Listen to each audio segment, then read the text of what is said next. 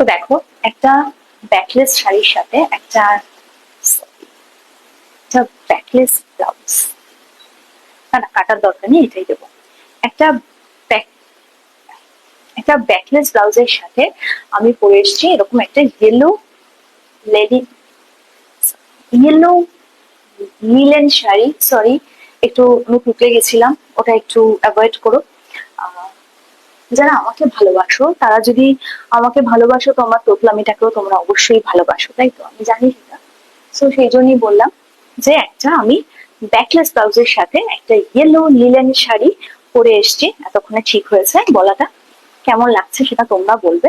আরেকটা কথা বলি যে আহ, আহ, এই যে ব্যাকলেস ব্লাউজ নিয়ে নানান বিতর্ক, নানান জলঘোলা হয়। আহ দেখো, একটা কথা বলি, যখন সিভলেস প্রথম প্রথম মানুষ পড়তে শুরু করেছিল, তখনও আমরা শুনেছি ছোটবেলায় একে ওকে তাকে বলতে, ওই মহিলা ভীষণ স্মার্ট, ভীষণ স্টাইলিশ, উনি তো সিভলেস ব্লাউজ পরে ঘুরে বেড়ান। পরবর্তীকালে কিন্তু যারা বললেন, এত সমালোচনা করলেন, তারা কিন্তু দিব্য সিভলেস পরে ঘুরলেন। প্রথম বাড়িতে পড়লেন, তারপর অনায়াসে রাস্তায় পরে বেরিয়ে গেলেন। তো সেটাই হচ্ছে ব্যাপার, যে কেন পড়লেন তারা?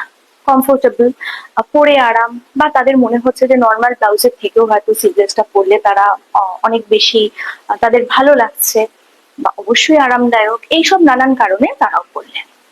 তো এবার বলি, ব্যাকলেস মানে কিন্তু ব্যাকলেস, ওকে?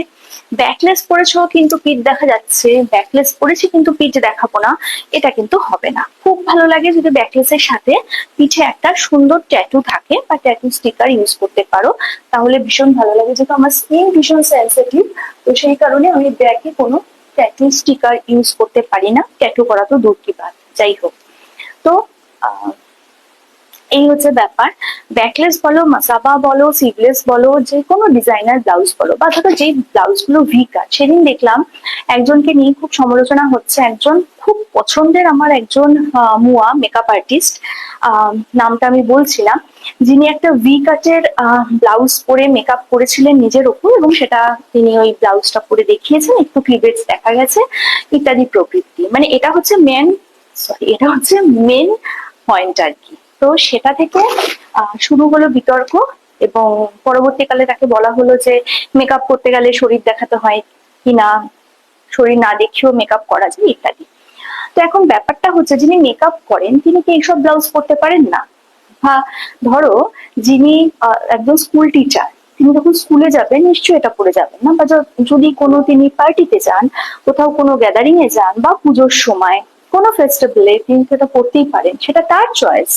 তিনি এটা পরে স্কুলে যাচ্ছেন না, কলেজে পড়াতে যাচ্ছেন না, কিন্তু এটা পরে সে কিন্তু কোনো গ্যাদারিং, মিটিং, পার্টি সেখানে উনি অ্যাটেন্ড করতেই পারেন। যেখানে মনে হয় এই ড্রেসটা উপযোগী, সেখানে অবশ্যই পরা যায়, সেটা পার্সোনাল চয়েস, তাই নয় কি?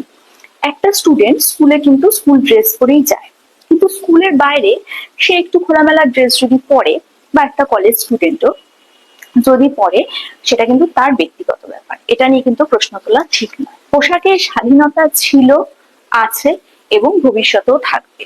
সেটা সব দেশেই থাকা আছে, যেমন আমাদের ভারতবর্ষেও সেরকম আছে। তো এটা নিয়ে আমার মনে হয় খুব বেশি বিতর্কের প্রয়োজন নেই। যারা পছন্দ করো না, তারা অ্যাভয়েড করবে। কি হয় দেখো, একটা ধরো মাল্টিপ্লেক্সে সিনেমা দেখতে যাচ্ছি, অনেকগুলো মুভি চলছে, তো আমি তো সবকটা মুভির টিকিট কাটবো না, আমার যেটা পছন্দের মুভি আমি সেটার টিকিট কাটবো, তাই তো? আহ তো এটাই হলো ব্যাপার, যে একই আহ মানে এতে, একই হলে যদি অনেকগুলো বাংলা সিনেমাই ধরো চলে, আমি বাংলা সিনেমা দেখতে পছন্দ করি, তো আমি কিন্তু আমার পছন্দের অ্যাক্টর বা অ্যাক্ট্রেস যেটাই আছে, বা যে মুভিটা আমি শুনেছি যে খুব ভালো হয়েছে, আমি সেটারই টিকিট কাটবো, তাই তো? তো এটাই হচ্ছে ব্যাপার, যে মানুষের পছন্দ অপছন্দ তার নিজস্ব। একটা রেস্টুরেন্টে খেতে গেলে আমি সেই সব খাবারেরই অর্ডার দেবো যেটা আমি পছন্দ করি, কিন্তু মেনু চার্টে অনেক কিছু থাকে, তাই তো? আমি কি সব অর্ডার করবো? করবো না। যেটা আমার অপছন্দ সাইডে সরিয়ে রাখবো, আর যেটা আমার পছন্দ আমি সেটাই অর্ডার করবো। ঠিক সেরকম ভাবে ভিডিওটাই, যে ভিডিও আমার পছন্দ আমি দেখবো, যেটা আমার অপছন্দ আমি দেখবো না। দেখো ঋতুও কিন্তু তাই, কতগুলো সিজন আছে আমাদের দেশে, সব সিজন কিন্তু সবার পছন্দের নয়।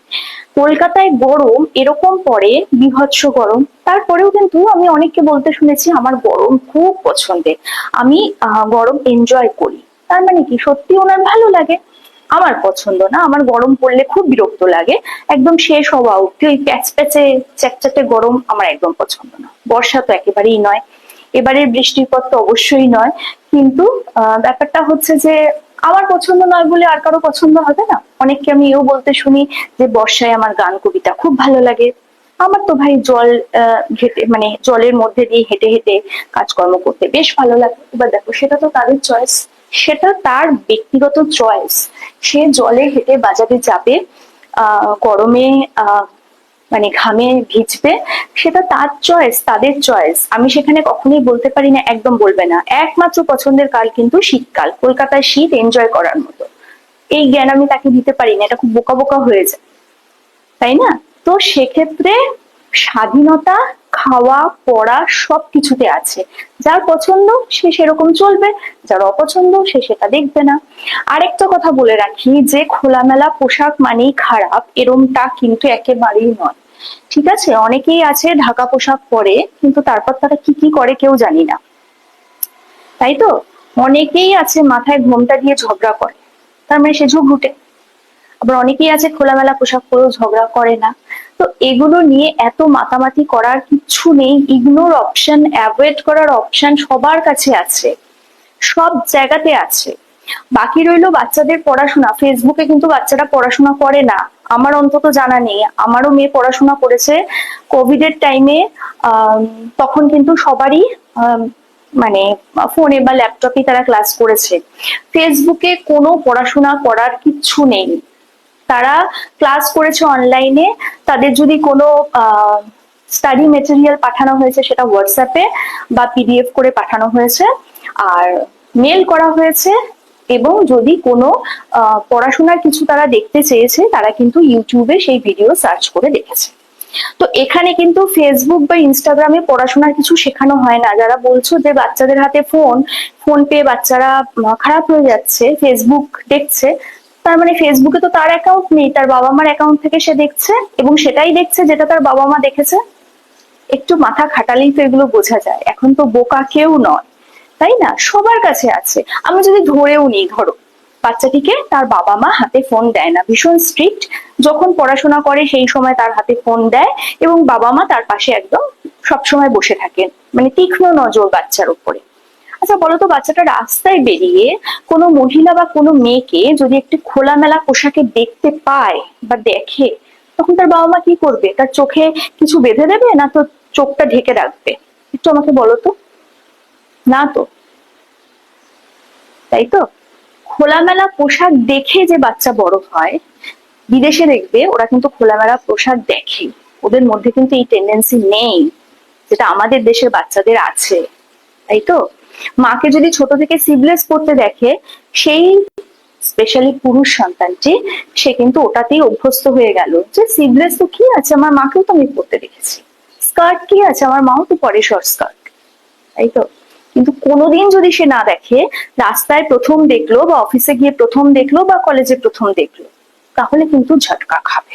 সো এটা কিন্তু একটু ভেবে দেখার টাইম এসছে, তাই তো? খোলা মনে, খোলা মানসিকতায় আহ একটুখানি চিন্তা করতে হবে, তাই তো? আর এই বিতর্ক, এই আলোচনা থেকে এবার একটু বিরত থাকি আমরা। কালকে আসবে একটা নতুন ভিডিও নিয়ে, ততক্ষণের জন্য